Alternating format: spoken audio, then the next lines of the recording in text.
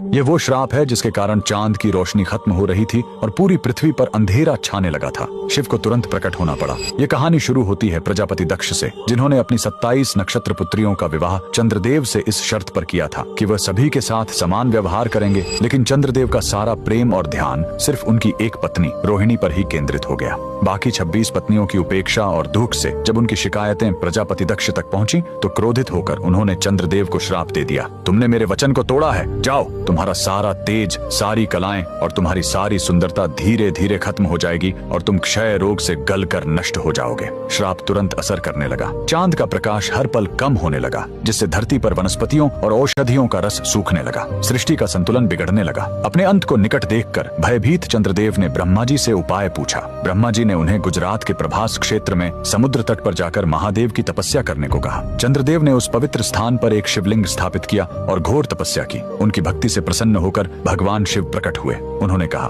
मैं दक्ष के श्राप को पूरी तरह खत्म तो नहीं कर सकता, लेकिन उसका प्रभाव कम कर सकता हूँ। शिव ने वरदान दिया, तुम कृष्ण पक्ष में 15 दिन क्षीण होगे, लेकिन शुक्ल पक्ष में 15 दिन फिर से पूर्ण हो जाओगे। उन्होंने चंद्र को अपने मस्तक पर धारण कर लिया और चंद्रशेखर कहलाए। और जिस ज्योतिर्लिंग की चंद्र ने पूजा की थी वो सोमनाथ, सोम यानी चंद्र के नाथ के नाम से प्रसिद्ध हुआ। और यही सोमनाथ मंदिर भारत का पहला ज्योतिर्लिंग आज भी गुजरात के वेरावल में उसी समुद्र तट पर शान से खड़ा है, जहाँ चंद्रदेव ने श्राप से मुक्ति पाई थी। लेकिन रुकिए, इस मंदिर का एक और रहस्य है। यहाँ मौजूद बाण स्तंभ यह बताता है कि यहाँ से लेकर दक्षिणी ध्रुव तक समुद्र के रास्ते में कोई जमीन नहीं है। भगवान शिव के भक्त कमेंट में हर हर महादेव जरूर लिखें।